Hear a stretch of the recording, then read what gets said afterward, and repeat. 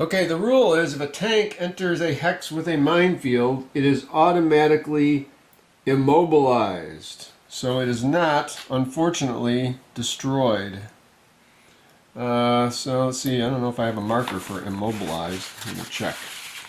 Okay, so what I'm going to do is I'm going to flip the tank to this side, even though it's not destroyed. At least we clearly see there's something wrong with it. Okay, so the first thing we need to do is roll for activation. Only Americans who can see the German have an opportunity to become activated. Now, given where this guy is, because of, well, actually, we can see right over top of this forest here to these guys. So these guys can see the German. So let's see, pretty much I think everybody can see him. These guys can certainly see him over top of the... These guys here may not be able to because of the building. I'm going to have to get a tape measure or something, a straight edge to look and see if they can see him without going through the building. Give me a second. Okay, they do in fact just barely have a line of sight on the German tank over there. So basically that means that all of the Americans will have to make a check for perception to see if they become aware. So let's start rolling here. Anderson, perception of 9. He rolls a 9. Let's see if that's a failure. Yes, in fact, 9 is always a failure. So he's not aware. Bastinelli, perception of 9. He gets a 4, so he is aware. So Anderson, unaware. Actually, everybody starts out in the unaware column here. And then Bastinelli does become aware. And then we have, we'll work our way down, Cheng. He is aware. Davis, perception of 2. No. Eaton, perception of 6. Yes, he is aware. Cheng, the one guy right up there, doesn't notice this huge... oh no, Cheng did make it. That was... oh. That was Davis that did not make it. Anyways, Fordson, perception 4. He is aware. That's good.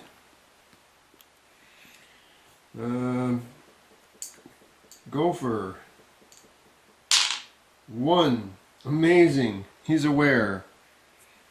Henderson, perception of 2, is not aware. Oh, then, of course, this guy's out of it. Alright. So there's those 3 guys are not aware. So now we roll. Germans are considered to have advantage even if they roll lower, and that tank gets a 2-round turn this turn. Yes, so the German gets he's on a 1, and he's got an initiative of 5 when he's got his full crew. So he basically ends up there. My guys are on a 7.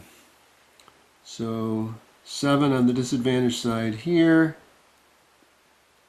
7 here, possible panic. F, E, and B, they're all fine. And then here with a 7, G possibly panics, but he's within radius of Anderson, so he's fine.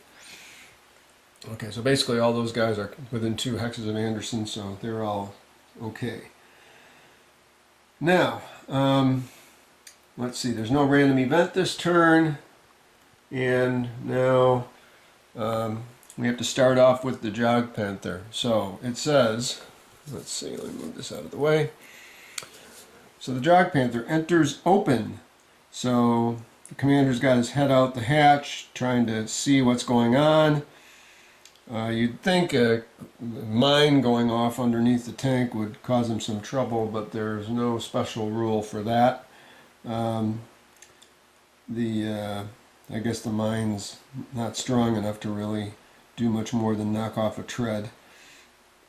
Cannon not prepared on entry. So that's kind of interesting. Let's see what that means. When open, 3 crew members are visible. Okay, so other guys have their heads out the hatches. On first turn, use 922. So on their first turn, they do 922. That says drive vehicle fast, which it's not going anywhere. Conduct snap fire with MG at closest target. Prepare cannon if not prepared. So the Jagdpanther, there's a special rule that when he is immobilized, his cannon can only fire in an exact straight line, just down that single row of hexes, because he doesn't have a turret to traverse.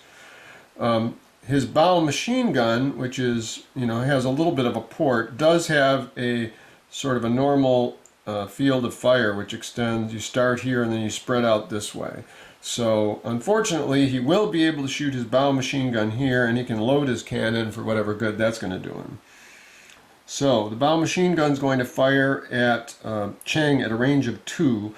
Cheng is crouching in the woods. Bow machine gun. Let's see. Have to see which column we use for that. Okay. So, because they have 5 crew members, they're considered to have a weapon skill of +2, and they have a medium machine gun. So it has a 5% chance of jamming, which we'll roll for. Okay, unfortunately that didn't happen. So medium machine gun is at short range at a range of 2. So that means it's got a base number of 5. +2 for their weapon skill is 7. I am crouching in the woods. So crouching in the woods is -3. So 0 through 4 they will hit me. Excuse me. So 0 through 4 to hit. Oh no! Cheng! No, not Cheng! It's a hit. And roll for damage on Cheng. Oh, a 9! He's killed. Oh, that's so sad. So sad indeed. Cheng bravely went out there to try to get some ammo off of the German bodies and was taken down cut down by the machine gun fire. Alright, and then I suppose we have to roll for out of ammunition. I'll have to check that, but in this case he wouldn't be out of ammunition anyways. Okay, so wow, that hurt. So Cheng is dead, and that leaves the rest of my crew here, F, E, and B. So the question is do we have a bazooka shot at that tank? Well, F, I believe, has the bazooka. Yes, he does. And yes, we can see over top of this, we can see over top of the woods here. So F's range is 1, 2, 3, 4, 5, 6, 7, 8, 9, 10. Range of 10 with a bazooka is unfortunately long range. 8 would be medium range. So that would start me with a 5 to hit. And then I would get +2 for my weapon skill.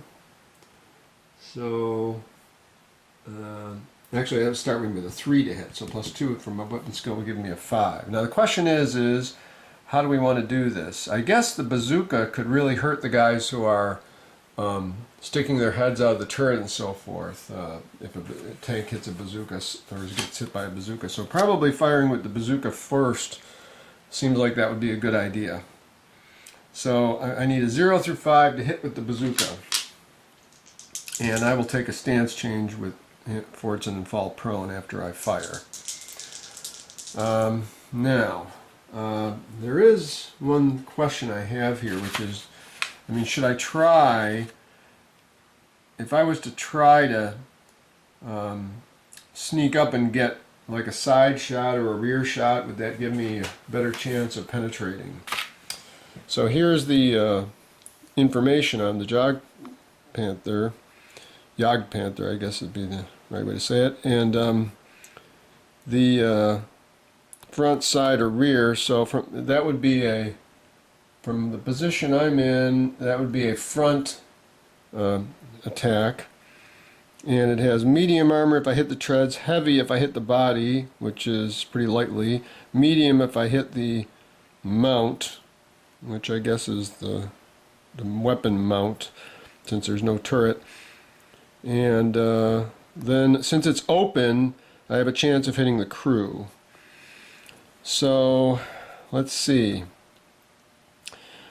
I'm going to go ahead and take the shot. So chance of a dud is 5%. It is not a dud.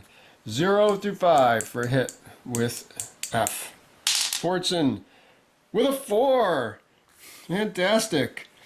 He hits, and of course he definitely loses a round of bazooka ammunition. So there we go with 1.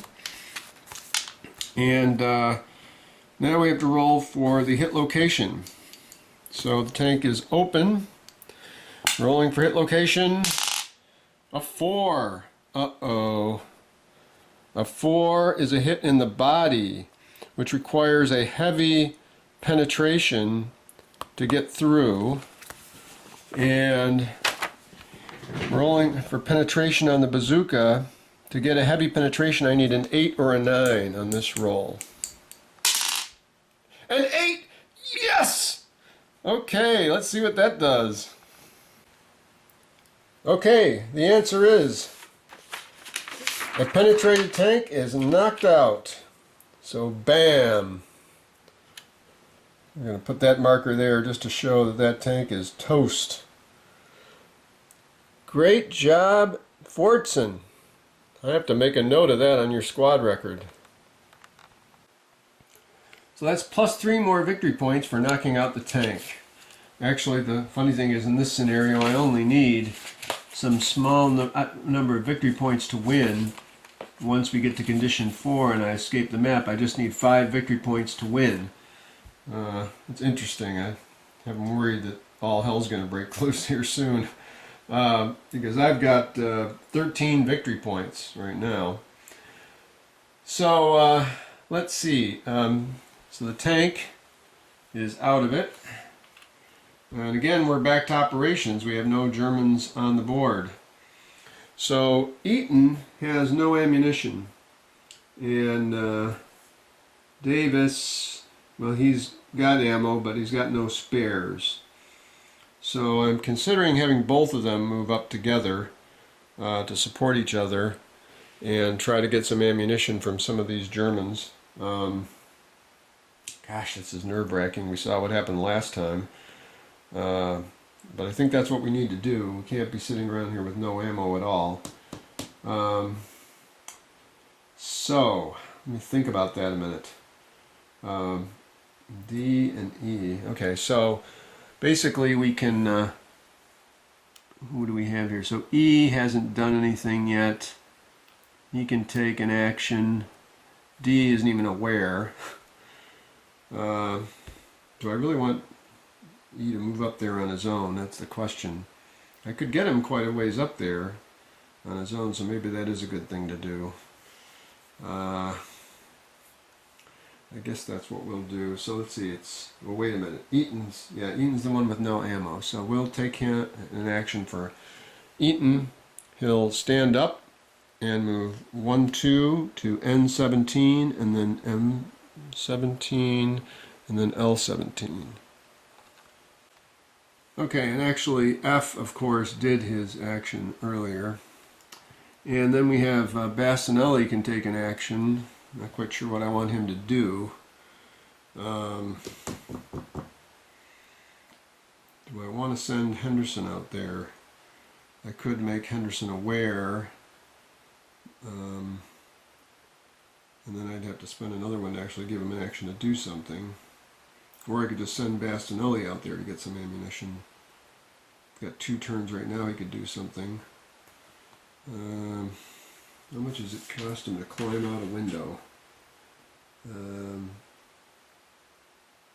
Aperture Hexide +1. So maybe that's what I should do, is have Bassinelli head out there. Well, it's a little bit dangerous, but he's very close to be able to getting the ammunition, so I think perhaps I should do that. Darn. This is risky. Still, it's probably better if I have him go, because Eaton is... Well, Eaton's got one more move he can make. Basinelli's got 2 whole moves he can make. Alright, let's have Basinelli go. So this is 1-2 to J12, 3-4, and he'll fall prone there in H13. Okay, so he had an event check which does nothing, just as E did down there as he crossed the stream, which does nothing. So now we can have Basinelli act again, and he can use his free stance change to stand up and move 1, 2, 3, 4. So that would be, he's moving into G14, F14, and E15. Okay, another event check, and then he ends up there. He's all set. So that takes care of Basinelli. Now we have Fordson. There's nothing really, I don't know, let's see. Should Fordson go out and try to get try to get the gun from Cheng's body? I suppose that might be a reasonably safe thing to do at this point, and we could use the spare ammunition. So Fordson will take an action, and he will do a free stance change. Oh, his bazooka is currently unloaded. You know what he should do is he should reload his bazooka. So that's what he'll do, is he'll just stay where he is and reload his bazooka. I think he actually has to go into a crouch to do the reload, so that's what he does. And then we've got Eaton here. He can take another move. So he can go 1, 2, 3, 4. Actually, I just noticed his movement is only 2, so I've got to back him up 2. And we get an event check here, which doesn't matter. And now he can go prone there with his free stance change. And then finally we have G, who can act. Not sure that there's anything I really want him to do. I think we'll just let him stay where he is. So we are now back into operations.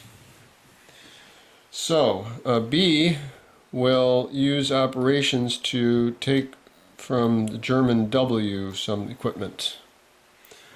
And W came with, let's see here, a bolt-action rifle and 2 grenades.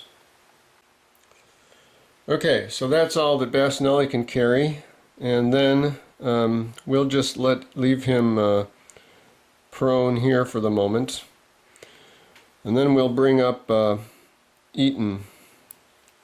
So Eaton's going to stand back up, and he's going to go 1, 2, 3. He's going to be moving, actually crouching the whole time. He'll move to here this way. So we need to check I-18 and then these hexes here.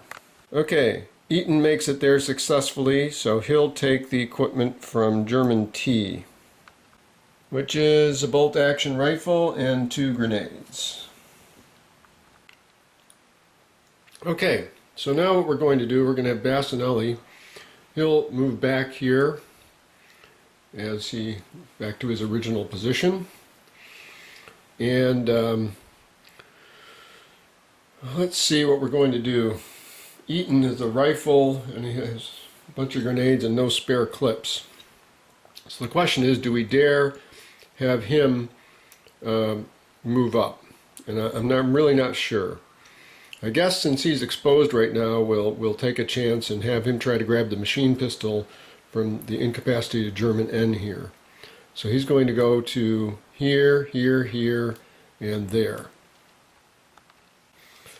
Okay, he was successfully able to do that. So now he will basically retreat all the way back exactly the way he came, back to being with Davis.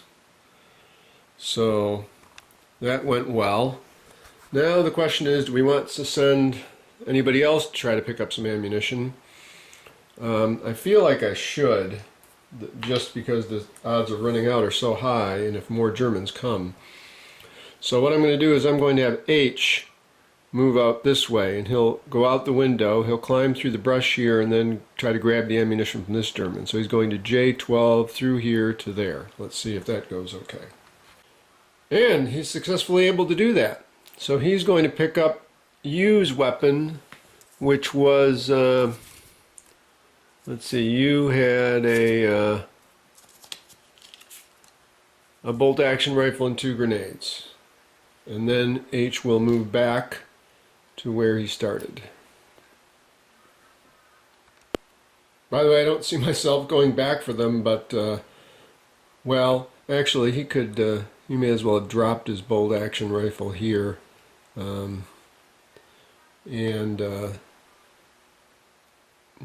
let's see, Chang went out, he could have, I meant for him to drop his bolt-action rifle. Actually, he ended up dropping it here because he didn't drop it earlier. So it's out there. It has, we have no ammo for it, but for some reason could try to get it. So now the question is should F or A go out and try to get more ammunition? F has just got his one shot there. I think we're pretty safe on taking this path here to sneak out, but somehow I think I'm going to stop. That, and we're going to go back to rolling for random events. I think there's only reasonable for me to take so much time in operations during this scenario. So I'm going to roll, and we get random event 11.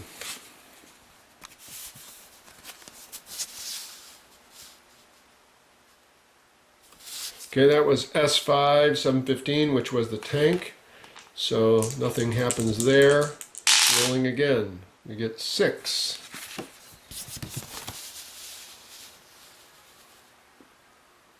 S4 722, we've already had that one. We got 14. 562. See what happens there. Okay, I figured that was about time. So it said if S5 and S4 have both occurred, otherwise they would have occurred, we go to condition 3. So we will be now changing to condition 3. So we'll be picking up all the event markers. We'll have to check the hexes. All of my people are in. And we'll see what happens. Okay, well that is interesting. We have 2 veteran infantry that appeared here. So now the Germans seem to be starting to, instead of coming from the edge of the board, they seem to be starting to encroach from the sides, which I was afraid something like this might happen. So my forward positions may begin to become untenable. Of course, at this particular juncture, I think these 2 German soldiers are going to run into problems they didn't bargain for. So, we'll be commencing rounds now, so we need to roll for U.S. awareness. So, of course, H and B can see these Germans, and so can D and E. I'm not sure about the rest of the crew way up there. They may be blocked by this building. I'll have to check. So Anderson can just see them from where he's at, so we'll roll for his perception, and he is aware. The rest of the Gopher and Fordson cannot see because of Fordson because of the embankment, and Gopher because of the building. Bastinelli is aware. Henderson is not. So let's see if we can get Bastinelli to the aware side. Fordson is not aware. I guess this is the inactive area. And then we have, let's see, D and E. So Davis, not aware. Eaton is aware. Okay. So these guys are unaware. G and H. Well, I don't think I actually rolled for H. And he is not aware. Okay. So that's the situation. Now we're rolling to see who, didn't say which side got advantage, so we'll roll. Either side could get the advantage. In fact, the Americans get the advantage with a 9 and a 3 for the Germans. So 9 here, 9 here. Possible panic for B and E, but they'll be fine because of who they're stacked with. And then the Germans on a 3. So 3 on the disadvantaged side, 3 on the disadvantaged side. So E and B can shoot first, and then A can do something. So let's have E shoot first. Range of 1, 2, 3, 4, 5, 6. E, weapon skill of 2, shooting at a range of 6. Oh, he's got the machine pistol or the bolt-action rifle. Well, at a range of 6, the machine pistol is at medium range, but there's a chance he might hit both of them. So I think we're going to try the machine pistol. Now, my weapon skill is at a -1.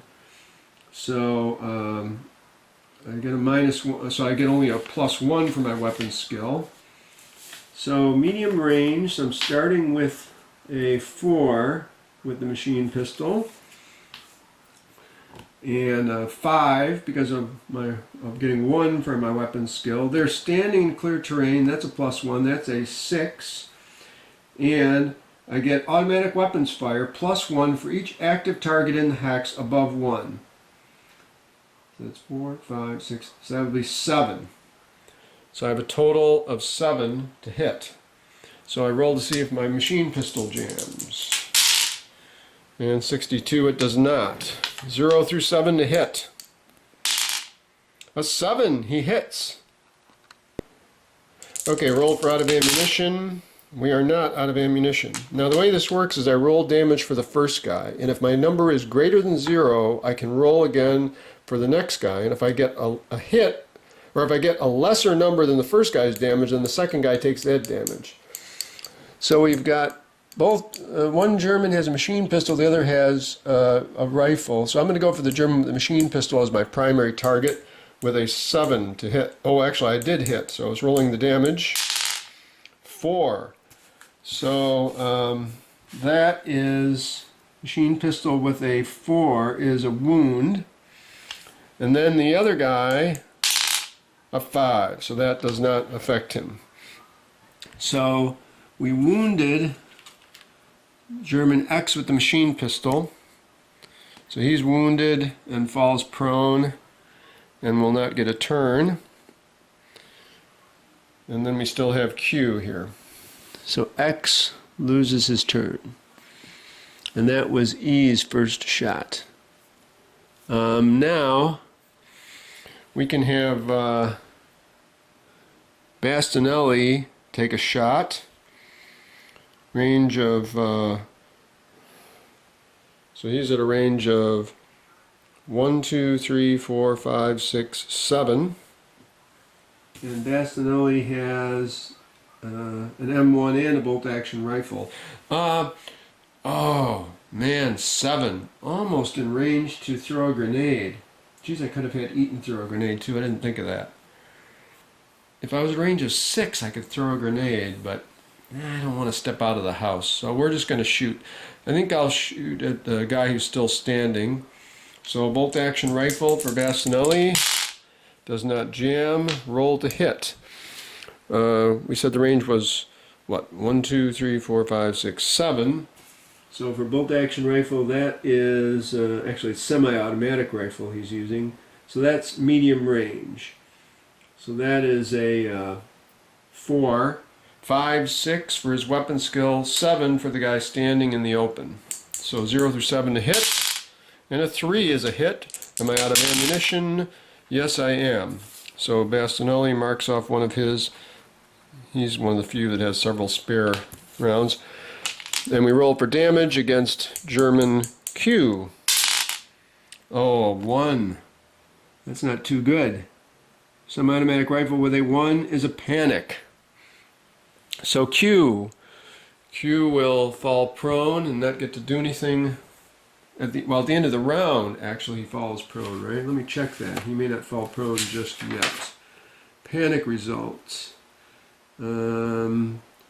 Yes, at the end of the round, he will fall prone. So great, he just stands there, which means he does lose his remaining actions, but But he's still standing, which is going to make it easier for me to hit him again. So that was Bastinelli's turn. So now, I think we'll have Eaton throw a grenade there, since there's two of them. And it's harder to, it's easier to hurt this guy with the grenade while he's standing. So it's a range of 6 with the grenade, which is long, which is a base 3. Plus 2 for Eaton's weapon skill makes it a 5. And that's it. So 0 through 5 to hit. We roll for, is it a dud? And it is not. Roll to hit on 0 through 5. A 4 is a hit. So then the grenade goes into the hex. So we roll the grenade outside against both targets. So we'll roll for X, who is prone, the wounded guy. Grenade outside, damage, I get an 8. And outside with an 8 is incapacitated. So the wounded guy is now incapacitated.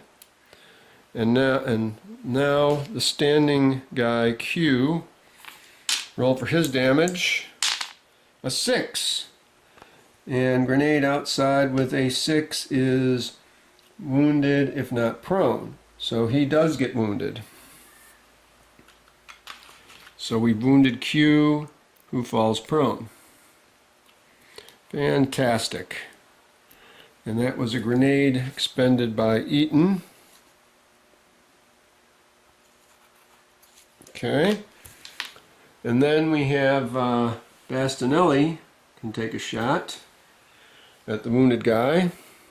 The range is 7, which is a, with his rifle is a 4, 5, 6. 6 shooting at a guy prone in the clear is -1, so that's a 5. 0 through 5 to hit.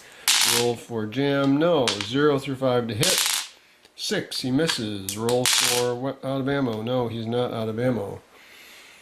So last but not least, we have Anderson. Anderson has a shot at a ridiculous range. 1, 2, 3, 4, 5, 6, 7, 8, 9, 10, 11, 12, 13, 14, 15, 16. So at a range of 16 with Anderson, with his M1, that is long range. So that's a 3, 4, 5 for his weapon skill, -1 for the prone target is 4. So 0 through 4 he can hit. Rifles aren't that bad even at long range. 0 through 4. So rolling for jam, it does not jam. 0 through 4 to hit. Oh, he misses with a 5. And he's not out of ammo. And that is the end of that round. Okay, so starting the next round, we get to roll for awareness for all of the Americans, whether they can see the enemy or not. So G rolls and is actually aware. H rolls and is not aware.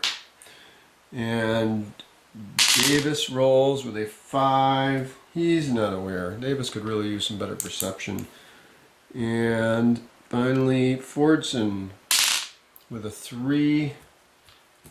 He is aware. Okay. Now we roll for a random event. We get an 11. So random event 11 is S6, but that's sighting we're already doing, so nothing happens there.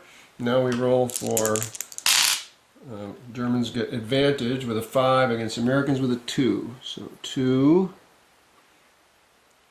2, and the Germans are getting a 5. Alright, so great. B, E, and F all can go first. So who's got lots of ammunition? Let's see. Probably the best guy to have fire would be Bastinelli. So we'll have him fire.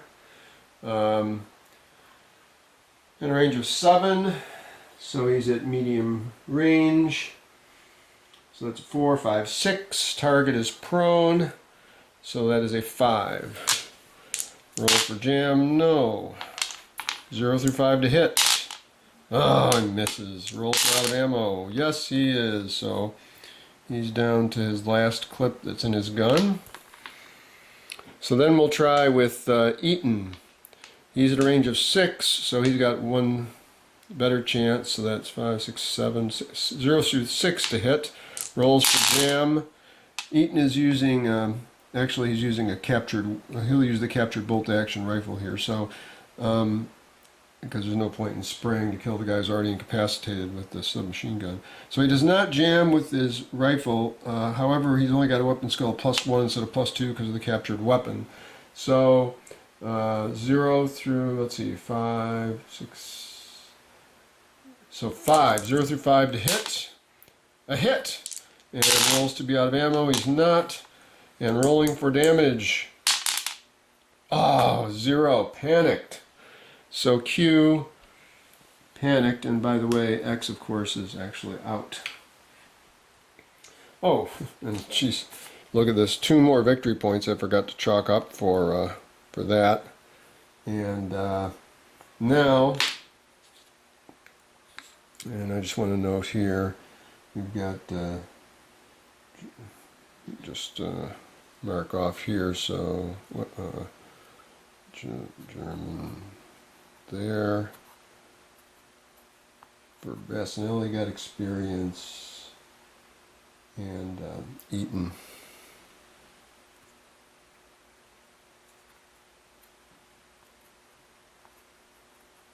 Okay, so let's see. So that was Basinelli and Eaton took a round, and Fordson is way up here and can't see anything, so there's nothing really for him to do. So let's have Basinelli take. Well, Basinelli about to run out of ammo himself. We'll take Eaton with a shot with the captured bolt action rifle first. So roll for no jam. Rolling to hit. A 2 is a hit. Rolling to see what we did. A 1. Arg! The bolt action rifle with a 1 is still a panic result. So again, we do not get that, hurt that German. And we roll to see if we're out of ammo, and we are not. Alright, so I guess it's up to Basinelli. He will, after all, take a shot. Rolling for jam, it does not jam. Rolling to hit. A hit! Rolling to see if he's out of ammo. 22, he is. Ugh. So now Basinelli is out of ammo, but he does have a captured bolt action rifle. So, so he's got 1 clip of bullets in that rifle there. So, so we hit, and rolling for damage from Basinelli's hit. It's a 6. Yes, bolt action rifle with a 6 is incapacitated. So, once again, we decimate the Germans. I have to tell you, this squad they're something else. They are just doing an amazing job against a horde, an entire Nazi horde. And great, now they've dropped some weapons for us to go pick up again. So we've got a machine pistol out there with a grenade, and then the other guy out there has a rifle and 2 grenades. Okay, so given that, I think we should send somebody out to pick up what's there. Who can carry anything? Well, looks like we'd like to have Basinelli go, because he's kind of short of weapons. And Henderson, both of the 2 of them, just, well, Henderson's got 1 shot, and then he's got to keep his bazooka, so there's not really much I can do there. I could have Basinelli go, try and pick up another captured weapon. What about Eaton and Davis? Davis can carry something. Eaton really can't. Alright, we're going to have Davis go. So Davis is, oh actually we're still in action rounds here, so we can get a few last moves. G, F, and A. Well, G, F, and A are all up at the north end of the map. We don't really want to move any of them, so much for that. And this guy, of course, is gone. So now we're just going to move all these guys to the inactive box here. And okay, so that's what we have there. So we're going back into operations, and D is going to try to go out and get himself some more ammunition from these Germans. So he goes to N17 and so forth, working his way down there. Hope we don't run into any trouble. No more tanks, please. I don't think I can handle a tank down here. N17, no event. M18, nothing. L17, I'm kind of working my way through the woods, nothing. So K18, nothing. J18, nothing. And then into their hex, which is I19, nothing. Okay, so he gets there. So he's going to pick up some gear from those Germans.